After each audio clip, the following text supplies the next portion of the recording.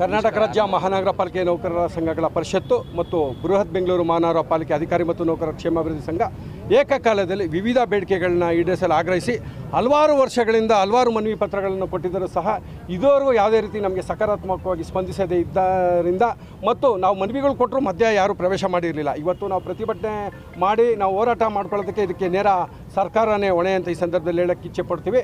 ಹಾಗಾಗಿ ಇವತ್ತಿನಿಂದ ನಮ್ಮ ಹೋರಾಟಕ್ಕೆ ಜಯ ಸಿಕ್ಕೋವರೆಗೂ, ನಮಗೆ ನ್ಯಾಯ ಸಿಗೋವರೆಗೂ ಬೃಹತ್ ಬೆಂಗಳೂರು ಮಹಾನಗರ ಪಾಲಿಕೆ ಮತ್ತು 10 ಮಹಾನಗರ ಪಾಲಿಕೆ ಎಲ್ಲ ಕೆಲಸ ಕಾರ್ಯಗಳು ಬಂದಾಗಿರುತ್ತೆ ಸರ್. ಸ್ಥಗಿತ ಕೆಲಸ ಕಾರ್ಯಗಳು ಸ್ಥಗಿತ ಆಗುತ್ತೆ.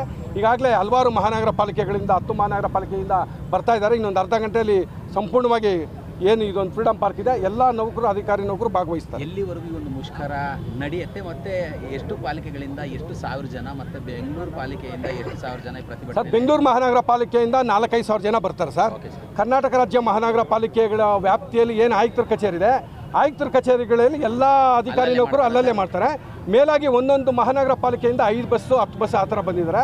ಅವರು ಎಲ್ಲ 10 ಮಹಾನಗರ ಪಾಲಿಕೆಯಿಂದ ಅವರೊಂದು 5,000 ಜನ ಸೇರೋ ಒಂದು ನಿರೀಕ್ಷೆ ಇದೆ ಸರ್. ಇಲ್ಲಿ ಅಹೋರಾತ್ರಿನ ಸರ್, ಸಂಜೆವರೆಗೂ? ಸಂಜೆ ಇಲ್ಲ, ಅಹೋರಾತ್ರಿ ಮಾಡೋಲ್ಲ ಸರ್, ಸಂಜೆವರೆಗೂ ಮಾಡ್ತೀವಿ. ತಿರ್ಗಾ ನಾಳೆ ಮುಂದುವರಿಸ್ತೀವಿ ಸರ್. ಏನೆಲ್ಲ ಕೆಲಸ ಕಾರ್ಯಗಳು ಸ್ಥಗಿತವಾಗುತ್ತೆ ಸರ್ ಈ ಮುಷ್ಕರದಿಂದ? ಸರ್, ಪ್ರಮುಖವಾಗಿ ಸ್ವಚ್ಛತೆ, 2ನೇದು ಕಂದಾಯ ಇಲಾಖೆ ಕೆಲಸ ಕಾರ್ಯಗಳು, 3ನೇದು ಶಾಲಾ ಕಾಲೇಜು, ಬೃಹತ್ ಬೆಂಗಳೂರು ಮಹಾನಗರ ಪಾಲಿಕೆ ಇರೋದು ಶಾಲಾ ಕಾಲೇಜು ಮತ್ತು ಹೆರಿಗೆ ಆಸ್ಪತ್ರೆ ಹೊರತುಪಡಿಸಿ ಮತ್ತು ರುದ್ರಭೂಮಿ ಕೆಲಸ ಕಾರ್ಯಗಳು ಹೊರತುಪಡಿಸಿ ಎಲ್ಲ ಮೂಲಭೂತ ಸೌಕರ್ಯ ಕೊಡೋ ನಾಗರಿಕರಿಗೆ ಎಲ್ಲ ಕೆಲಸ ಕಾರ್ಯಗಳು ಇವತ್ತಿಂದ ಬಂದು ಸರ್. ನಿಮ್ಮ ಹೆಸರು, ನಿಮ್ಮ ಡೆಸಿಗ್ನೇಷನ್? ನನ್ನ ಹೆಸರು ಎ. ಅಮೃತರಾಜು, ಕರ್ನಾಟಕ ರಾಜ್ಯ ಮಹಾನಗರ ಪಾಲಿಕೆ ನೌಕರ ಸಂಘದ ರಾಜ್ಯಾಧ್ಯಕ್ಷರು ಮತ್ತು ಬೃಹತ್ ಬೆಂಗಳೂರು ಮಹಾನಗರ ಪಾಲಿಕೆ ಅಧಿಕಾರಿ ಮತ್ತು ನೌಕರ ಕ್ಷೇಮಾಭಿವೃದ್ಧಿ ಸಂಘದ ಅಧ್ಯಕ್ಷರು, ಶಿವಮೊಗ್ಗ. ನಾವು ಸಮಾಲೋಚನೆ ಮೂಲಕ, ಸಂಧಾನದ ಮೂಲಕ ಬಗೆಹರಿಸೋಣ ಅಂತಕ್ಕಂಥ ನಿಟ್ಟಿನಲ್ಲಿ ನಾವೆಲ್ಲರೂ ಪ್ರಯತ್ನ ಮಾಡಿದ್ದೀವಿ. ಬಟ್ ವಿಪರ್ಯಾಸ ಏನಂದ್ರೆ, ಈ ಪ್ರಸ್ತುತ ಪಂಚೇಂದ್ರಿಯಗಳನ್ನು ಕಳ್ಕೊಂಡಿರುವಂಥ ಸರ್ಕಾರ ಅವರಿಗೆ ಕಣ್ಣಿಗೂ ಏನು ಕಾಣ್ತಾ ಇಲ್ಲ, ಕಿವಿಗೂ ಏನು ಕೇಳಿಸ್ತಾ ಇಲ್ಲ. ಯಾಕಂದ್ರೆ ನಮ್ಮ ಮಾತುಗಳು, ನಮ್ಮ ವಿಚಾರಗಳು, ನಮ್ಮ ಬೇಡಿಕೆಗಳು ಅರ್ಥೈಸ್ಕೋಬೇಕಾದ್ರೆ ಒಂದು ಪಂಚೇಂದ್ರಿಯಗಳು ಸಕ್ರಿಯವಾಗಿರ್ಬೇಕಲ್ಲ. ಆ ಪಂಚೇಂದ್ರಿಯಗಳು ಸಕ್ರಿಯವಾಗಿಲ್ಲ ಅಂತಕ್ಕಂಥದ್ದು ನೋವು ನಮಗಾಗಿದೆ. ಅನಿವಾರ್ಯವಾಗಿ ಮತ್ತಿಂಥ ಹೋರಾಟಗಳು ಇಲ್ಲದೆ ಹೋದ್ರೆ ಅವರು ಪಂಚೇಂದ್ರಿಯಗಳನ್ನು ಆಕ್ಟಿವೇಟ್ ಮಾಡೋಕ್ಕಾಗಲ್ಲ. ನಾವು ಅವ್ರು ಸಕ್ರಿಯಗೊಳ್ಬೇಕಾದ್ರೆ ಇಂಥ ಹೋರಾಟಗಳು ಅನಿವಾರ್ಯವಾಗ್ತದೆ. ಇವತ್ತು ನೋಡಿ, ಇವತ್ತು ಬೆಳಗ್ಗೆನೆ ಈ ಹೋರಾಟ ಅಂದ ತಕ್ಷಣ ಮುಖ್ಯ ಆಯುಕ್ತರು ನಮ್ಮ BBMP ಅಧ್ಯಕ್ಷರಾದ ಅಮೃತರಾಜ್ ಅವರಿಗೆ ಕರೆ ಮಾಡಿದ್ರು. ಇಲ್ಲ ಬನ್ನಿ ಮಾತಾಡೋಣ, ಸಂಧಾನ ಮಾಡೋಣ. ಯಾಕೆ ನಿಮ್ಮ ಮೊದಲೇ ಕರೆ ಬರಲಿಲ್ಲ ಅಂತಕ್ಕಂಥದ್ದು ಪ್ರಶ್ನೆ. ಯಾಕೆ ಇದ್ರ ಬಗ್ಗೆ ಮೊದಲೇ ಆಸಕ್ತಿ ತೋರಿಸ್ತಿಲ್ಲ ಅಂತಕ್ಕಂಥದ್ದು ಪ್ರಶ್ನೆ. ಯಾಕಂದ್ರೆ ಹೋರಾಟಕ್ಕೆ ಆ ಶಕ್ತಿ ಇರ್ತದೆ, ಸಂಘಟನೆಗೆ ಆ ಶಕ್ತಿ ಇರ್ತದೆ. ಬಟ್ ಇನ್ನೊಂದು, ನಮ್ಮ ಅಮೃತರಾಜ್ ಅವರ ಒಂದು ಧೈರ್ಯಕ್ಕೆ ನಾವು ಮೆಚ್ಚಲೇಬೇಕು. ಮತ್ತೆ ಅವರು ಒಂದು ಚಾಣಾಕ್ಷತೆ ಮತ್ತು ಅವರು ಅಧ್ಯಯನಶೀಲತೆ, ಇವತ್ತು ಅವರು ಎಷ್ಟು ಖಂಡಿತವಾಗಿ ಆಯುಕ್ತರಿಗೆ ಇವತ್ತು ಹೇಳಿ ಬಂದ್ರು ಬೆಳಗ್ಗೆ. ಅಂದ್ರೆ ನಾನು ಕೂಡ ಅಲ್ಲಿದ್ದೆ. ಇಲ್ಲ ಸರ್, ನೀವು ಏನೇ ಹೇಳಬೇಕಾದ್ರೆ ಬಂದು ನಮ್ಮ ನೌಕರರ ಸಮ್ಮುಖದಲ್ಲಿ ಆ ಹೋರಾಟದಲ್ಲಿ ಬಂದು ಭಾಗವಹಿಸಿ ನೀವು ಹೇಳಬೇಕು ಹೊರತು ನೀವಿಲ್ಲಿ 4 ಗೋಡೆ ಮಧ್ಯದಲ್ಲಿ ಹೇಳೋದನ್ನ ನಾವು ಒಪ್ಪುವುದಿಲ್ಲ ಅಂತಕ್ಕಂಥದ್ದು ಬಹಳ ಸ್ಪಷ್ಟವಾಗಿ ಆಯುಕ್ತರಿಗೆ ಹೇಳಬೇಕು. ಒಬ್ಬ ನಾಯಕನಿಗೆ ಈ ಗುಣಗಳು ಇರಬೇಕಾಗಿರ್ತಕ್ಕಂಥದ್ದು.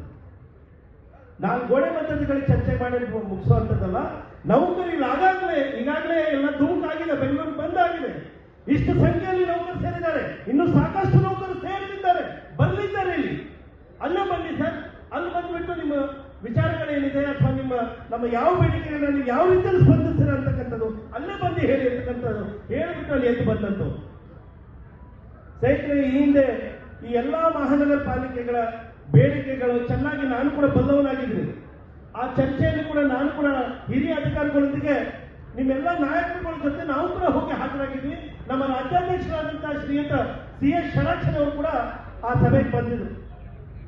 ಅರ್ಬನ್ ಡೆವಲಪ್ಮೆಂಟ್ ಡಿಪಾರ್ಟ್ಮೆಂಟ್ ನಲ್ಲಿ ಸೆಕ್ರೆಟರಿ ಕಚೇರಿ ಕುಂತಾಗ ಅಲ್ಲಿ ಡೈರೆಕ್ಟರ್ ಆಫ್ ಮುನ್ಸಿಪಲ್ ಅಡ್ಮಿನಿಸ್ಟ್ರೇಷನ್ ಅವರು ಕೂಡ ಇದ್ದಾಗ ಈ ಎಲ್ಲ ಚರ್ಚೆಗಳು, ಪ್ರಾಜೆಕ್ಟ್ ಡೈರೆಕ್ಟರ್ ಒಬ್ಬರಿದ್ರು, ಅವ್ರ ಸಮ್ಮುಖದಲ್ಲಿ ಇವೆಲ್ಲ ಚರ್ಚೆಗಳಾಯಿತು. ನಮ್ಮ ಬೇಡಿಕೆಗಳೇನು, ನ್ಯಾಯಯುತವಾದಂತಹ ಈ ಬೇಡಿಕೆಗಳು ನಾವು ಯಾಕೆ ಮುಂದಿಡ್ತಾ ಇದ್ದೀವಿ, ಇದನ್ನು ಯಾಕೆ ಈಡೇರಿಸಬೇಕು ಅಂತ ಪ್ರತಿಯೊಂದು ಕುಲಂಕುಷವಾಗಿ ಪ್ರತಿಯೊಂದು ಅಂಶಗಳನ್ನ ಸಾಕ್ಷ್ಯ ಆಧಾರಗಳೊಂದಿಗೆ ಅವರು ಮುಂದೆ ಪ್ರಸ್ತಾಪ ಮಾಡಲಿ. ಅವಾಗ ಕೆಲವು ಅಧಿಕಾರಿಗಳು ಇರ್ತಾರೆ, ಇನ್ನೇನು ಮಾಡೋಕ್ಕಾಗಲ್ಲ. ಕೆಲವು ಧರ್ಮ ತೋರಿಸುವಂತ ದಿಮಾಕಿನಲ್ಲಿ ಮಾತಾಡುವಂತ ಅಧಿಕಾರಿಗಳು ಇರ್ತಾರೆ. ನಾವು ಅವರಿಗೆ ಅವರ ದರ್ಪವನ್ನು ಶಮನಗೊಳಿಸುವ ನಿಟ್ಟಿನಲ್ಲೇ ಅದೇ ಶೈಲಿಯಲ್ಲಿ ಅದೇ ಧಾಟಿಯಲ್ಲಿ ಅವರಿಗೆ ನಾವು ಉತ್ತರಿಸಿದಾಗ ಅವ್ರ ಕಣ್ಣಲ್ಲಿ ನೀರು ಬರಕ್ಕೆ ಚಾಲೆಂಜ್ ಹೋಗ್ಲಿ, ಕಣ್ಣಲ್ಲಿ ನೀರು ಹಾಕ್ತವ್ರೆ, ಇನ್ನೇನು ಮಾತಾಡೋದಿದೆ ಅಂತಕ್ಕಂಥದ್ದು ನಾವು ಸುಮ್ಮನಾಗಿ ಈ ಬೇಡಿಕೆಗಳ ಬಗೆಹರಿಸಿದ್ರೆ ಸಾಕು ಅಂತಕ್ಕಂಥದ್ದು ಒಂದು ವಿಚಾರಕ್ಕೆ ಬಂದು ಅಂತ ಹೇಳ್ತೀವಿ. ಇಲ್ಲ, ಶೀಘ್ರದಲ್ಲೇ ಆ ಎಲ್ಲ ಸಮಸ್ಯೆಗಳನ್ನ ನಾವು ಬಗೆಹರಿಸ್ತೀವಿ ಅಂತಕ್ಕಂಥದ್ದು ಆಶ್ವಾಸನೆ ನಾವು ಕೊಡ್ತೀವಿ. ಮುಖ್ಯ ಆಯ್ತು ಬೆಳಗ್ಗೆ ಕರೆ ಮಾಡಿ ಒಂದು ಸಭೆ ಬನ್ನಿ, ದಯವಿಟ್ಟು ಚರ್ಚೆ ಮಾಡೋಣ, ನಂತರ ಏನಾದ್ರು ಆದ್ರೆ ಅದನ್ನ ಕೈಬಿಡಿ ಅಂತ ಮನವಿ ಮಾಡಿದ್ರು. ಅದರಂತೆ ಇವತ್ತು ಬೆಳಗ್ಗೆ ನಮ್ಮ ಕರ್ನಾಟಕ ರಾಜ್ಯ ಸಂಪನ್ಮೂಲ ಸಂಘದ ಪದಾಧಿಕಾರಿಗಳು ಮತ್ತು ಕ್ಷೇಮಾಭಿವೃದ್ಧಿ ಸಂಘದ ಪದಾಧಿಕಾರಿಗಳ ಆಯುಕ್ತರ ಚರ್ಚೆ ಮಾಡಿದಾಗ ಅವರು ಕೆಲವೊಂದು ವಿಷಯನ ಸರ್ಕಾರದ ಒಪ್ಪಿಕೊಂಡಿದ್ದಾರೆ.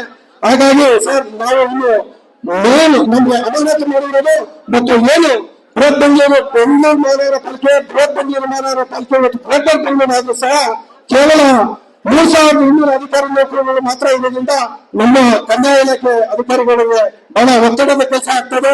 ಮಾನಸಿಕವಾಗಿ ಚಿತ್ರಹಿಂಸೆ ಅನುಭವಿಸ್ತಾ ಇರೋದ್ರಿಂದ ಕೂಡಲೇ ಖಾಲಿ ಇರುವ 6000 ಹುದ್ದೆಗಳನ್ನ ನೇರ ನೇಮಕಾತಿಯಲ್ಲಿ ನೇಮಕ ಮಾಡ್ಕೊಂಡಂತ ಮನವಿ ಸಲ್ಲಿಸಿದ್ವಿ. ಹಲವಾರು ಮನವಿಗಳನ್ನು ಸಲ್ಲಿಸಿದಾಗ ನಮ್ಮ ಆಯುಕ್ತರು ಸಕಾರಾತ್ಮಕ ಸ್ಪಂದಿಸ್ತವೆ. ಹಾಗಾಗಿ ಏನೆಲ್ಲ ಮಾಡಿ ಇವತ್ತು ಮುಷ್ಕರನ ಹಿಂದೆ ಸರಿದೆ ಅಂತಂದ್ರು. ಇಲ್ಲ ಸರ್, ನಾವು ಆಗಲ್ಲ, 10 ಮಹಾನಗರ ಪಾಲಿಕೆ ಮತ್ತು ಪಾಲಿಕೆ ಅಧಿಕಾರಿಗಳು ಇವತ್ತು ಬಂದು ಭಾಗವಹಿಸೋದ್ರಿಂದ ನಾವು ಏನಾದ್ರು ನೋಡೋದಿದ್ರೆ ನಮ್ಗೆ ಒಂದು ಆದೇಶದ ಮುಖಾಂತರ ಮಾತ್ರ ಹೇಳೋದ್ರಿಂದ ಅದನ್ನ ಹಿಂದೆ ಸರಿತೀವಿ ಅಂತ ಹೇಳಿದಾಗ, ಇಲ್ಲ, ನಾನು ಪತ್ರಿಕೆ ವೇದಿಕೆಗೆ ಬಂದು ನಿಮ್ಮನ್ನೆಲ್ಲ ಉದ್ದೇಶಿಸಿ ಮಾತಾಡ್ತೀವಿ, ದಯವಿಟ್ಟು ಸ್ಪಂದಿಸಿ ಅಂತ ಹೇಳಿದ್ರು. ಸರ್, ನೀವು ವೇದಿಕೆ ಬಂದು ನೀವು ಯಾವ ರೀತಿ ನೀವು ಆದೇಶವನ್ನು ಕಾರ್ಯರೂಪಿಸ್ತೀರೋ ತದನಂತರ ತೀರ್ಮಾನ ಮಾಡಿ ನಾವು ಅದಕ್ಕೆ ಮುಂದುವರಿತೀವಿ ಸರ್ ಅಂತ ಹೇಳಿದ್ವಿ. ಹಾಗಾಗಿ ಈ ಒಂದು ಸಂದರ್ಭದಲ್ಲಿ ನಮ್ಮ ಸಚಿವಾಲಯ ನೌಕರರ ಸಂಘದ ಅಧ್ಯಕ್ಷರು ರಮೇಶ್ ಸಂಘ ಅವರು ಸಹ ಉಪಸ್ಥಿತರಿದ್ದರು. ಅವ್ರನ್ನ ಈ ಸಂದರ್ಭದಲ್ಲಿ ಮತ್ತು ಅವರು ಸಹ ಗುಲ್ಬರ್ಗದವರು ಆಗಿರೋದ್ರಿಂದ ಗುಲ್ಬರ್ಗ ಮಹಾನಗರ ಪಾಲಿಕೆಯವರ ಬಗ್ಗೆ ಬಹಳ ಅಪಾರವಾದ ಗೌರವ ಬೆಳಗಿಂದ ಕೇಳ್ತಾ ಇದ್ರು. ನಮ್ಮ ಕಲಬುರಗಿ ಮಹಾನಗರ ಪಾಲಿಕೆಯವರು ಬಂದಿದ್ದಾರೆ ಸರ್ ಅಂತ. ಹಾಗಾಗಿ ಬಂದಿದ್ದಾರೆ. ಕಲಬುರಗಿ ಮತ್ತು ಬೆಳಗಾವಿಯಲ್ಲಿ ಇವತ್ತು ಸಚಿವಾಲಯ ನೌಕರರ ಸಂಘದ ಅಧ್ಯಕ್ಷರಾಗಿದ್ದಾರೆ. ಗುಲ್ಬರ್ಗ ಮಹಾನಗರ ಪಾಲಿಕೆಯವರ ಅದೃಷ್ಟ ಬೆಂಗಳೂರಲ್ಲಿ ಬಂದು ಒಂದು ದೊಡ್ಡ ಸಂಘಟನೆಯಲ್ಲಿ ಗುರುತಿಸಿಕೊಂಡಿದ್ದಾರೆ ಅಂದ್ರೆ ಅದು ಸಾಮಾನ್ಯ ವಿಷಯ ಅಲ್ಲ. ಹಾಗಾಗಿ ರಮೇಶ್ ಸಂಘ ಅವರಿಗೆ ನಮ್ಮ ಮಹಾನಗರ ಪಾಲಿಕೆ ಅಧಿಕಾರಿಗಳು ಕ್ಷೇಮಾಭಿವೃದ್ಧಿ ಸಂಘ ಸಂಪೂರ್ಣವಾಗಿ ಬೆಂಗಳೂರು ವ್ಯಕ್ತಪಡಿಸುವಂತ ಈ ಸಂದರ್ಭದಲ್ಲಿ ಮನವಿ ಮಾಡ್ತಾ ಅವರು ಮಾತನಾಡಬೇಕು.